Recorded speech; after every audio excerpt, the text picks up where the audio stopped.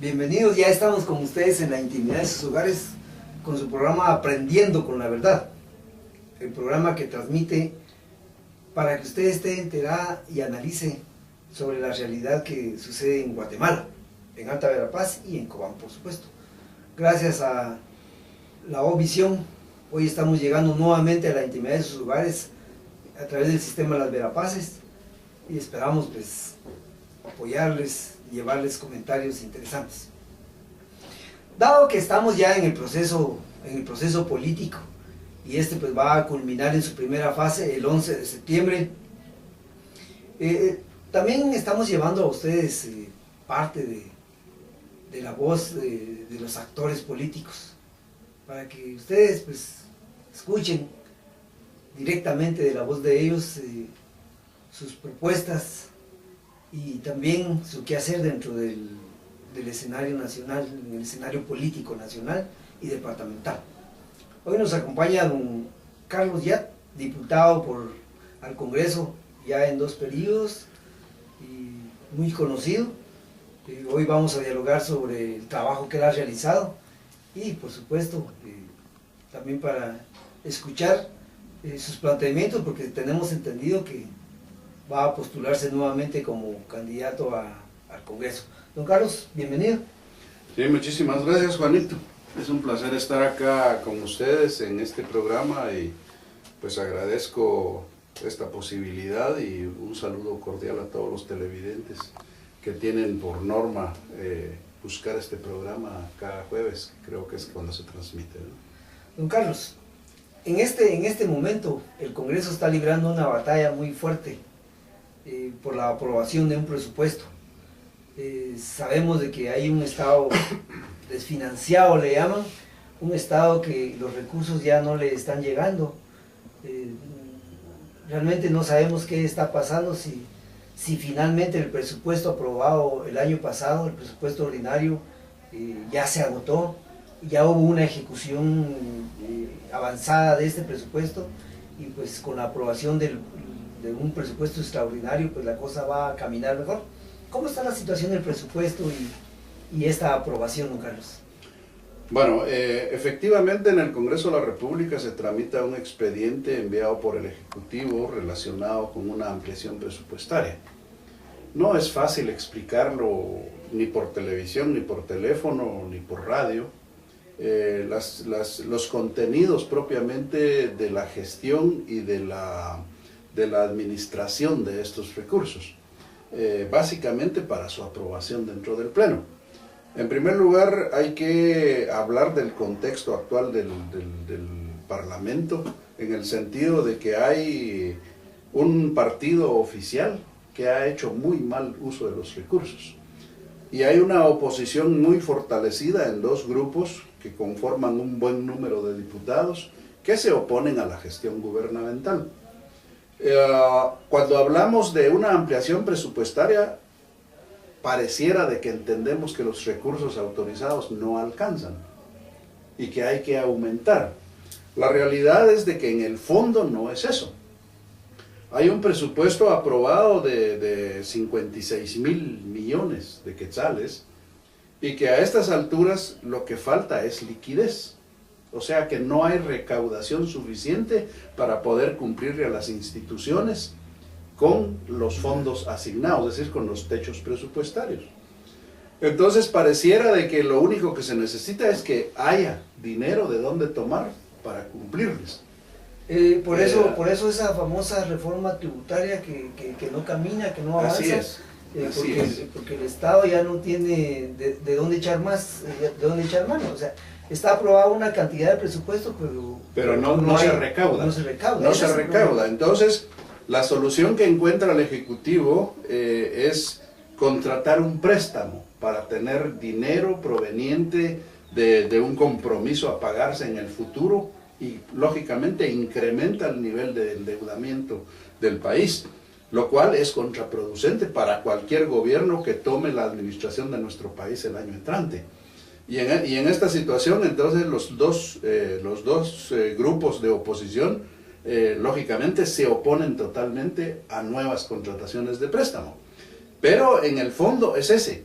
Hay un presupuesto autorizado por el Pleno, relacionado para ejecutarse este año, y no hay recaudación suficiente para cubrir los techos presupuestarios autorizados, lo que quiere decir que lo que falta es liquidez, disponibilidad de dinero para darle a las instituciones, pero como no hay recaudación, que son los ingresos o los tributos ordinarios, entonces no hay de dónde tomar. Sí, pues, entonces el Estado, prácticamente el gobierno busca la solución contratando préstamos para que le den el dinero para podérselo dar a ellos. Pero como no se puede ingresar un dinero extraordinario proveniente de un préstamo para suplir necesidades ya contempladas en el presupuesto, entonces se habla de un techo presupuestario ampliado, o sea, la ampliación presupuestaria, para que ese dinero entre y se pueda repartir entre las instituciones asignadas en la iniciativa de ley que viene a ampliar. Es como ampliar la puerta de lo que se aprobó a finales del año pasado. Exactamente. Hacer más grande la puerta para que por ahí mismo entren los fondos. Exactamente, porque los recursos internos no existen. Entonces hay que tomar recursos externos para poder paliar el problema de las instituciones, que esta semana precisamente, el martes, tuvimos la presencia del presidente de la Corte de Constitucionalidad, del presidente de la Corte Suprema de Justicia, el rector magnífico de la Universidad de San Carlos, la directora de la Defensoría Pública Penal, la fiscal general por el Ministerio Público, a exponer sus necesidades de que solo tienen presupuesto para completar el año de aquí al mes de agosto. Bueno, en algunos casos, porque tengo entendido que ya hicieron pagos de salarios del mes de mayo ya con problemas. Efectivamente, o sea, en el sector magisterial es lo que sucedió esto, que no es de extrañar cuando un país está en crisis. Afortunadamente el nuestro hasta en este momento está entrando a una crisis.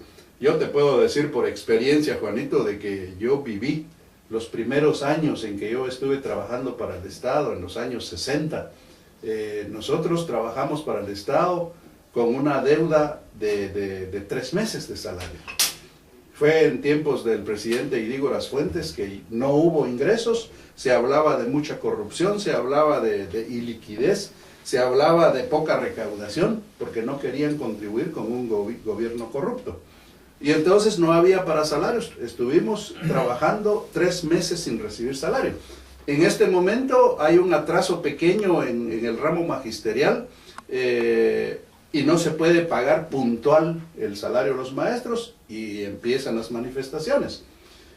Pero eso es apenas el principio.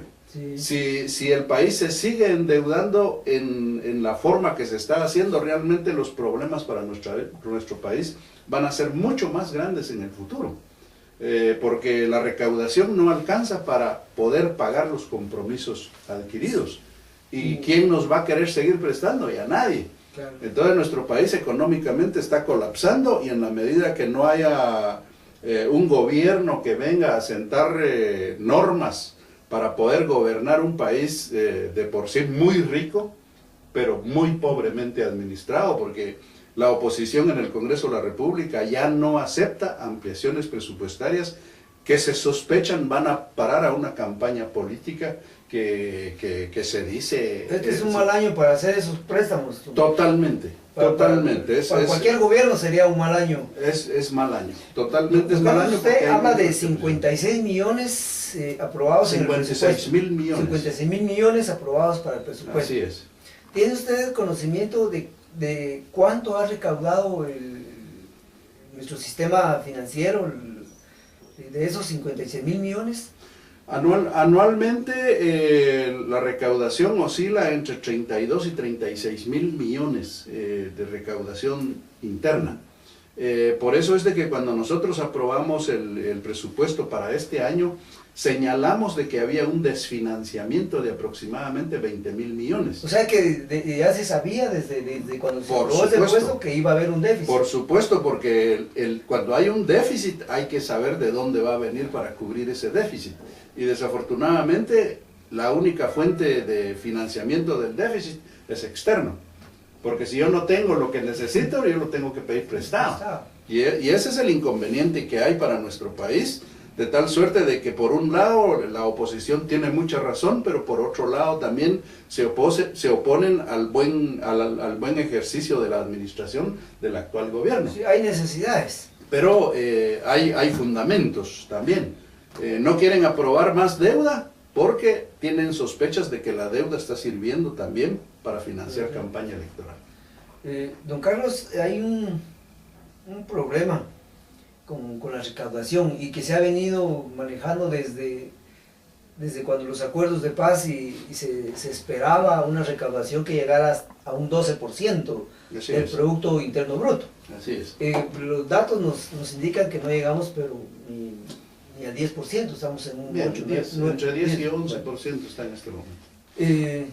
¿Qué es lo que pasa? ¿Habrá resistencia de la población o realmente ya no tenemos, nuestro sistema de recaudación ya no es el más adecuado? Vean, yo tuve una intervención en la presencia de estas autoridades del sector justicia que mencionaba al principio. Me reservé para participar de último, porque ahí en la instancia de jefes de bloque, que es donde se realizan esas intervenciones, todos quieren hablar. Y yo siempre me reservo a lo último para ver qué no dijo alguien, para poderlo decir. Porque para repetir lo mismo que ya dijeron muchos, pues es como que repetir lo que no se puede. En esa situación yo les dije muy seriamente a los señores que nosotros entendemos perfectamente como partido, como organización política y como diputado, los problemas que ellos afrontan, pero que deberíamos de enfocar el tema en razón de no seguir en el círculo vicioso de que a mí me falta, quitémosle a fulanito. O que vengan a decir nuevamente de que lo que hay que hacer es ampliar la base tributaria, que es lo que siempre se ha dicho. Que dinero hay, lo que pasa es que no se recauda. Que permitir el ingreso de la economía informal a la parte formal para que también contribuyan. Pues eso es ampliación de base tributaria. Pero eso requiere de años, todo eso es un proceso. Proceso de dar certeza jurídica, proceso de dar facilidades, proceso de permitir que se paguen los impuestos, porque desgraciadamente uno quiere pagar sus impuestos y tiene que hacer 1000 trámites ahí de trámites para poder pagar. Y entonces todas esas cosas es cuestión de un proceso que si no hay quien formule una estrategia de pago rápido y recaudación inmediata, no es fácil llegar a eso. Y en cambio los problemas son inmediatos.